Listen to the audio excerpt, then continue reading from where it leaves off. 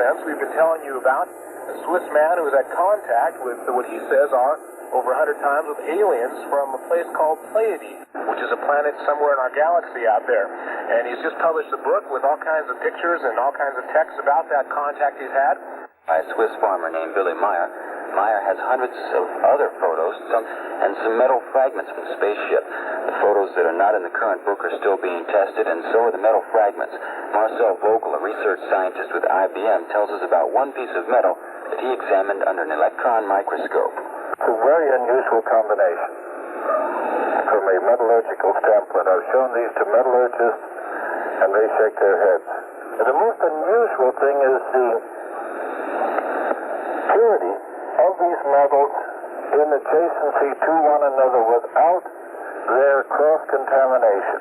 They're very sensitive to light, and as soon as I expose them to intense light from my microscope, the metal oxidizes very rapidly and just breaks down. I've never seen that. This really took me back. That only happened on Friday. And then going back in tonight, I'm having another go at observing and measuring that.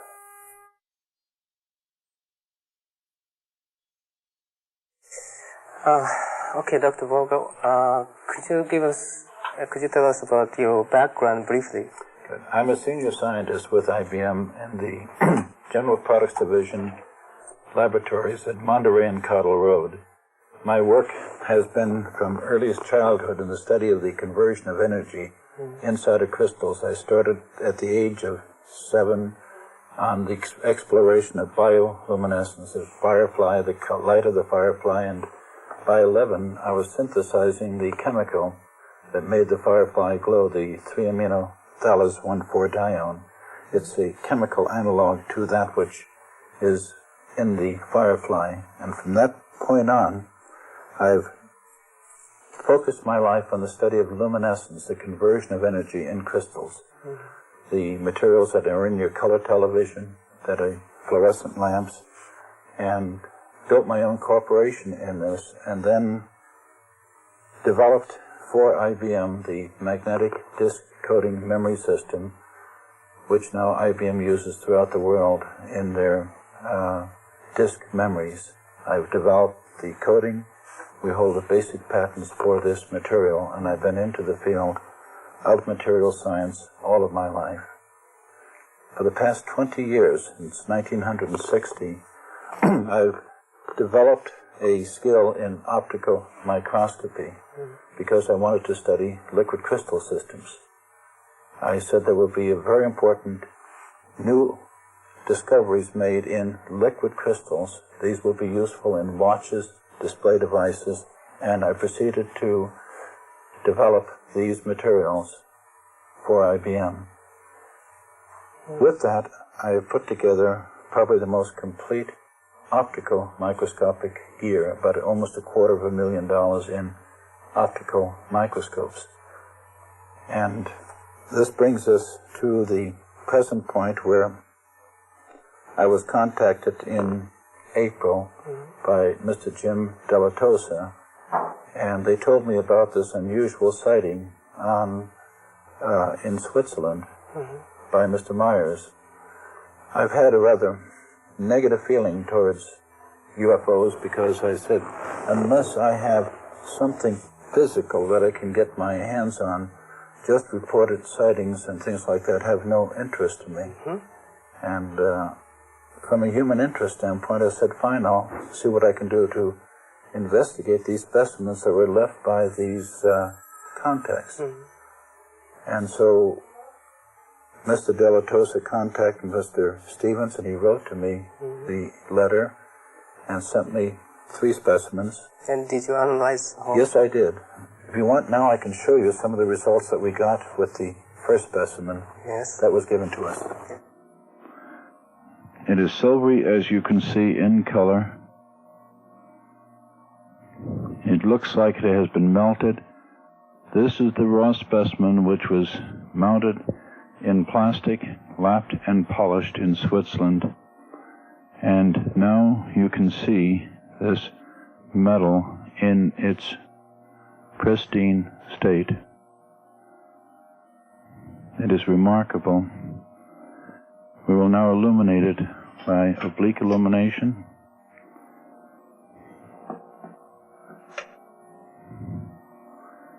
It has many facets of color to it. Taking out the analyzer to bring out some more of the metallic sheen and luster to it. As one goes to higher magnifications on this specimen, one will see other fascinating details. This type of research takes many hours to fully exemplify. We'll look at the backside of this specimen now. This is the backside of the specimen, and under cross-field polarized light, one does see these white, crystalline, birefringent deposits. The luminous area to the right is just a reflective glare from the light source, as one can see here, but we're dealing now with polarized light, and there is this area illuminated. One side is highly metallic, the other has some forms of crystalline occlusions attached to it. I'm using no objective lens in the Zeiss Ultrafo 3B, and am using what is called a pH position, bringing in a Bertrand lens, and I'm focusing with the Bertrand lens to bring out the details. It gives me the lowest power in the microscope, so I can bring the specimen totally into the field of view that one is seeing here. It's a very small but highly convoluted specimen, so it takes many forms of light. The cesium iodide, 2 incandescent bulbs on the left and the right-hand side. Now we'll move to a higher level of magnification of this and see what we will find. We're looking at this specimen now with a Mirsky interference contrast. The objective is a 8x pole, so we're between 80 and 120 diameters magnification. Under interference contrast, one sees now a vein of highly birefringent material running through the specimen we did not see before. What I'm pointing out is that to see the details in this specimen requires an extensive use of all the tools of microscopy. Now we can see banded structures in the center of the field, like full lines as one would encounter in lava-like flows. The material looks like it has been extended in a flow process, but it does not show what one would see in a furnace from extensive heating. The remark has been made that this specimen was made by a cold flow process. And this seems to be the case here, because one finds areas of structure which are highly birefringent, as one sees in here, very distinct lines. Here is a complete pattern of material flowing in and precisely stopping. Here one can see a better detailing of this. It's like a material has been kneaded and rolled over and flowed together. Here's another band. There you can see a good view of the structure now on the surface. I'm putting the analyzer in, rotating it. We'll go now from the quartz iodide lamp that we're using here, 100 watt to a 250 watt cesium iodide. Much more detail is evident, and one gets better penetration of the light into the sample. Coming back, we're conscious of it, but now we can clearly see it. I will examine this specimen later on with infrared and ultraviolet microscopy to look for further detailing. This is pure exploration, because one does not know what one is dealing with at this time. We'll go to one more level of magnification. We'll go to a higher magnification in this particular area and see what we will see. Here is the same area now at 160 diameters, and one can clearly see distinct areas in the specimen. If one were to use gross examination of the specimen, one would lose the significance of these discrete areas. In the analysis we will do now, we will take each one of these areas and examine them in detail. Go to a higher level. Light source. Suddenly these things come out in sparkling detail. Reducing the field diaphragm. Adjusting the aperture diaphragm. There's the edge of the diaphragm. Quite difficult in area. We'll move around a bit. Little tiny crystallites. These banding are fascinating. Here it is here. There we are. What I'm trying to visualize is how this thing is put together. There are discrete bands of material you saw in the lower part, and they look like they've been manipulated instead of made by nature. With this now, we will conclude with this specimen. We're now looking at a silvery metal specimen number 5 in the 4th stage of development that is used according to the document that was given to me in the preparation of the metal for a spacecraft. We're looking at the object now, which has been mounted and polished under cross-field polarized light using a 250 watt cesium iodide light source. There is birefringent areas in the middle of the picture, and as we rotate the analyzer, we'll see the specimen of the metal appear here. It is rather complete in the sense that there are no precise differences in grain boundaries. There are occlusions in the material which are quite birefringent, especially around the edge of the metal. As one rotates the analyzer now, one can see these strongly birefringent areas. There's a thin skin of a crystalline-like material, highly birefringent, white as one can see here, and the metal itself has minute specks of also birefringent material in it.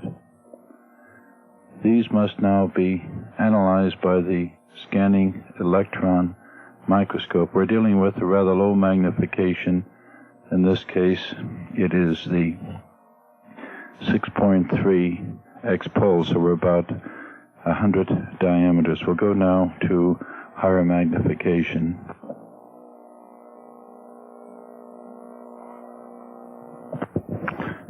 We're now at 1,600 diameter magnification, and now a whole new world appears in this specimen under polarized light, cross field.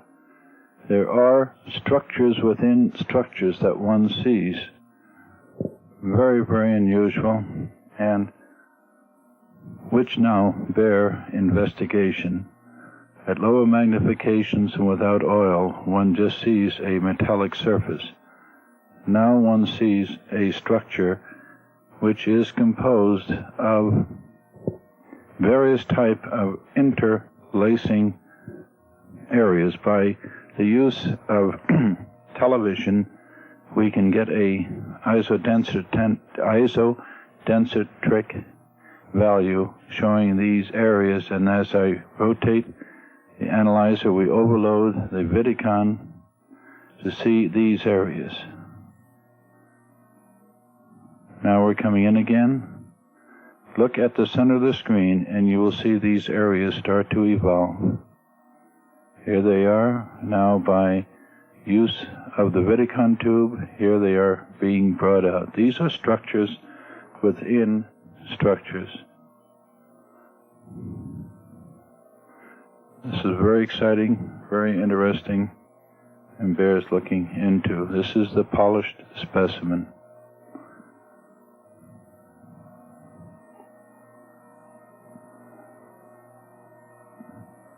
We're at Crossfield. We're using the 251 xenon and cesium iodide source. We go to higher magnification yet, and higher yet.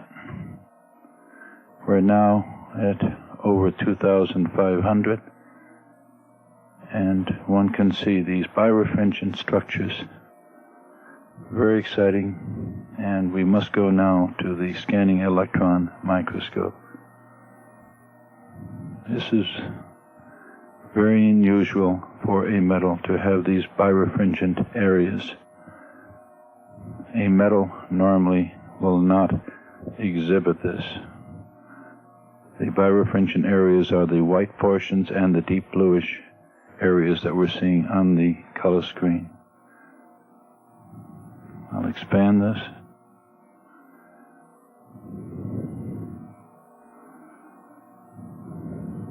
Now, we'll move on to other specimens. We'll scan for a moment. The edge again. This is the edge. It's the highest magnification one can go now in the optical system. And from here we must now go to the scanning electron microscope. This is the letter that was sent to me by Mr. Wendelle Stevens, and I indexed each of the type of specimens with a code number. The photomicrograph under low power is shown here of the specimen, and I've taken and given to each discrete area a index number. Magnification is 8 diameters. The physical specimen was almost identical in dimension to what you are seeing here. Very much alike. This is another specimen. Now, we took under polarized light and examined. This is under just reflected light coming in at an oblique angle. Very interesting thing is the goldish area here, there's silvery, but also these peculiar flow lines coming. I then went and used Nomarski interference contrast microscopy, and we came across now crystalline patterns, which are in here. And again, you notice these flow lines, like a material being melted and pulled out like taffy. This is very unusual to see a metal specimen exhibiting these type of both composite crystalline patterns and metallic luster of a piece of metal. But even more interesting, I start to go now into this area here, then using what we call polarized light. We polarize light and going to a little higher magnification, only 63 diameters. We got to highly birefringent areas. These colors are caused by the optical rotation of your light, giving you these intense colors, which we call birefringence. And circular areas, little deposits of crystalline formations in these circular areas. Now, I decided to go I saw that it was what I call a composite. It means it is composed of a varying grouping of materials. I had to go to a discrete form of analysis, not just general analysis or even cutting a piece out, but I had to leave the specimen alone and study it piece by piece.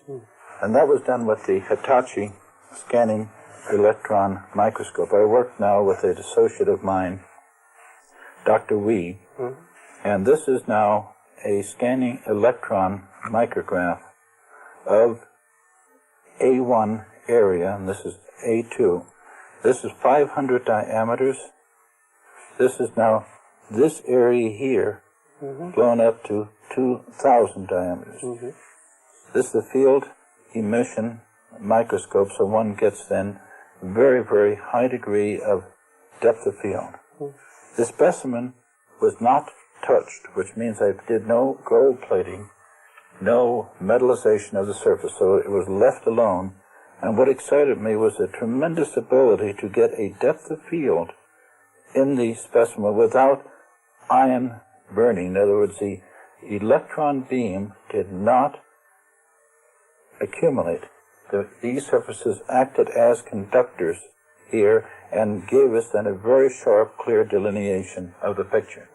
Normally you have to take and cover this with gold, to get a sharp picture. This specimen is called number 4, same metal as the sample that turned to powder, dark third process. The silver is the 4th process and the gold silver is the 5th. The preliminary identification of this is copper, nickel, and silver. Silver solder, which is used for many forms of welding, is a combination of silver and nickel.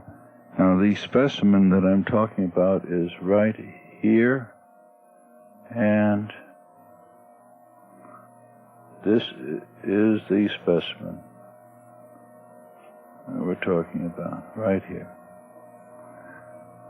The other lines that one see are the fracture lines from the embedment material and the cracking that took place. We'll go into polarizing the light. And now one gets a lot of the glare away. One can see this specimen is dark, but there are again, I call your attention to these lines, these vertical lines. Now we're going to look into that center part, that whitish area, and this line will increase the magnification and see. We're now viewing at Nomarski interference contrast at around 50 diameters.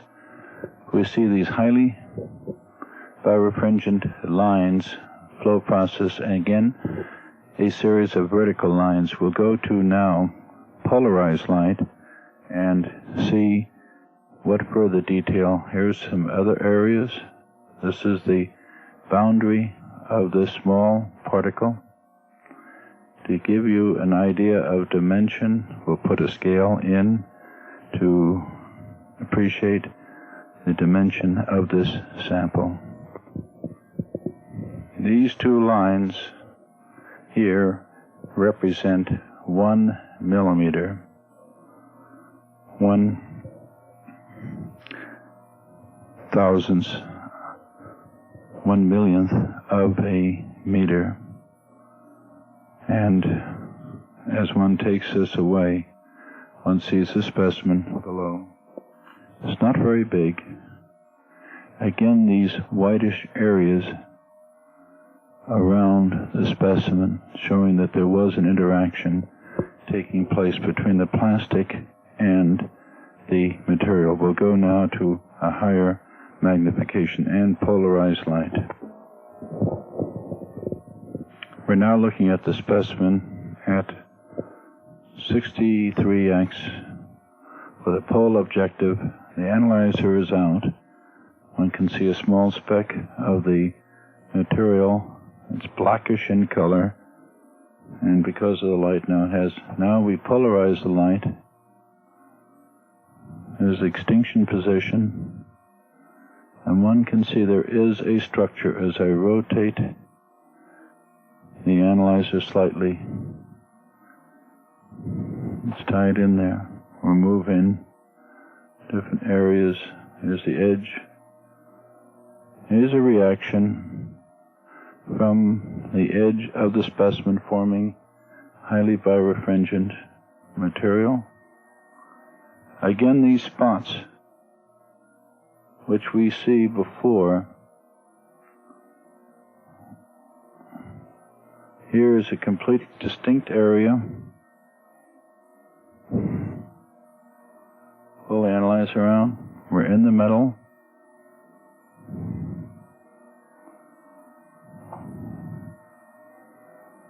Here we see it. This is the boundary of the plastic. We're into the metal area here. This is number 4. This is the boundary in the plastic. Rotate the analyzer. Bring it out.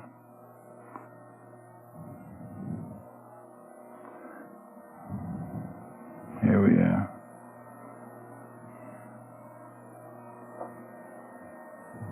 There are 2 distinct areas here.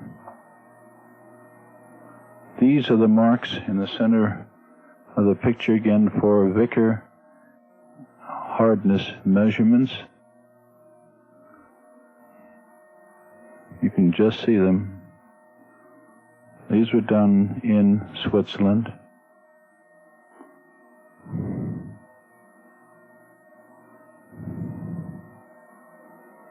This will be reported on separately. In this crystalline area, the predominant element was silicon, which is this band here, and iron, and there was a secondary band of sulfur, which is right here.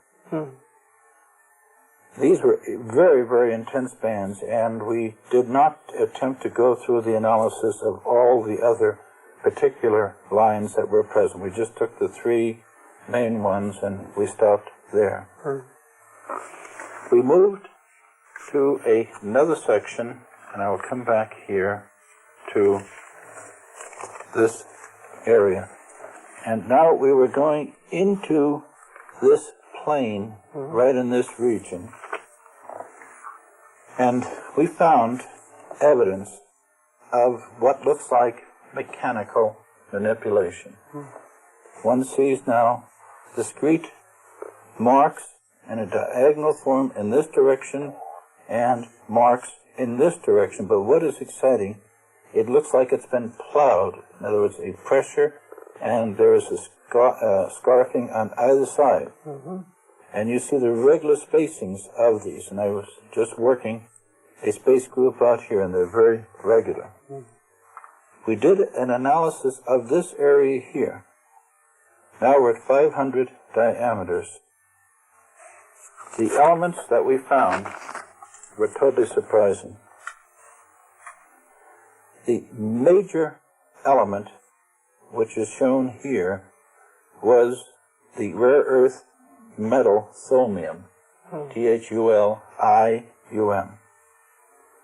It was totally unexpected, with a very small trace down here of bromine. This minute bump down here was a combination of argon and silver.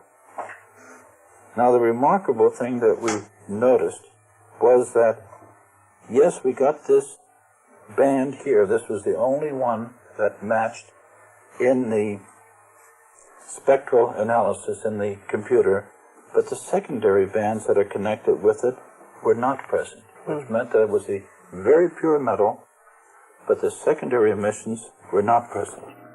The 5th stage of development, this is sample number 6, mounted in a whitish plastic, which they were used in the final development of the spacecraft. The indentation marks are Vickers indentation hardness measurements that were made before in this specimen. We will see these as we go up in magnification. To give you an idea of the size of the specimen, I will put a marker for identification and measurement purposes. We have now in the field of view a metric scale. Each line is 1 millimeter in division. So we see that this specimen is 1, 2, 3, 4 millimeters across, and about the equivalent size in the other dimension. Let us go now to a higher magnification and observe what this specimen looks like. Using now a 4x objective giving around 50 semi-diameters magnification, we can see the marks of the Vickers indentation, showing a typical example of a metal. These markings were made in Zurich, Switzerland, and you can see the swell marks of the material as it is being pushed out by the diamond indenter. The surface was not highly polished, so one has now the marking of the polishing equipment. There are still occlusions in the material. In the specimen I examined previously, one would get a combination of crystalline deposits and metals. This one now is more completely metal. This is the next stage after the previous one, number 6. One can see now a much more precise evidence of a metal. We'll rotate the Wallenstein prism to bring out again. Here are structures. These are structures now that would not be seen normally except with the skill of this type of development. These are areas of higher reflectivity. These are structures that are present here. One is seeing this by shifting a prism. I'm going to do it again. There it is. These bear investigation. There are things beyond that which are just looked at with ordinary light. Here we can see with the power of a television camera. This is the information that we should be looking at. Okay, we'll move on. This specimen was taken the first late summer last year, 1977 specimen of the metal from the spacecraft. This apparently was the one that disintegrated, and now we'll look at it. This is polarized light at higher magnification. The exciting thing about this specimen is you can see the various discrete agglomerates of metal, 2 distinct states, one here and another one in the more uniform polished background. These materials yet are not fused together, and one can see them even more critically by rotating the Mirsky Wallenstein prism. Here's the edge of the specimen where it is molded in. One sees 2 distinct materials. Now we will go to polarized light to see if these materials are birefringent. Now under polarized light, one sees the distinct birefringent bits of material that are present against a matrix which is non-birefringent. I'll remove the analyzer. One can see this, and when one brings the analyzer in, one can see this, and has the polars crossed, one gets a birefringent area. One can be totally misled if one did an analysis of this in a gross way. One has to analyze now each of these areas. We see here the distinct birefringent areas with the polars crossed. Now I'll pull the analyzer out. One can see them, but much more distinctly that there is a birefringent area. This is number 1 sample, and as we go from 1, 4, 5, and 6, one sees a progression of diffusion of this birefringent material into the non-birefringent area. We must now analyze this material in this number 1 sample and move in the step-by-step evolution of this material into the final form that they have. It is very interesting to follow this, and one has to work now at this microscopic level. We are here now at about 160 diameters. These particles are very small, and one must deal with this on a microscopic basis. This is the end of the section now on the metals and metal samples that were given to me for examination. I was going to share these results with one of the people from NASA, Ames Research Center, a Dr. Richard F. Haynes. Mm-hmm. I put the specimen away in this plastic envelope, which I have here, and when I took the envelope out of my pocket and went to share it with him, the specimen was no longer present. It had disappeared. I retraced my steps, checked with Dr. Wee, my wife, everything. I had 2 of the specimens fitted together this way. There were 3 of them all together in my pocket. And at this time, I no longer had any additional this specimen. Before we go to the another specimen,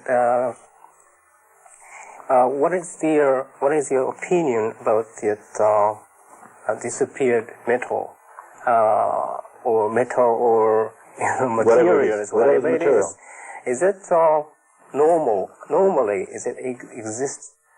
Well, on the Earth, on our world, or I've had this happen before to me, and when I've worked with crystals like this, yes, I'd work with a crystal, study it, as I have over the last 10 years, and suddenly the next day I won't go to reach for it, and it will be gone. It will have disappeared. I first accused myself of being negligent and not paying attention. And finally I just put it aside. I said, if it happens, it happens. I won't let it bother me. I don't know how to explain it. I have no way of giving any rational explanation.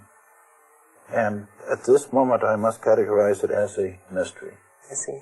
And what is your result of of this here? Of this material? Right now, yes, I could not explain the type of material that I have and its discreteness by any known combination of materials. I could not put it together myself as a scientist. To get a combination of chromium, silver, and silicon in discrete areas. Yes, if I were to melt it together, I would see the evidence of all of it. But their discreteness is what intrigues me. Do you understand what I'm saying? Because you see, if I were to take these combinations and put it into a furnace, melt it, then pour it out and pull a little ingot, I would see all of these elements present there in any one area. But I don't. I see this discrete bits of material. Now, it can only happen by some form of a cold fusion process where you have the elements present and you fuse them together so they still maintain their identity, but they interpenetrate into one another. Mm-hmm.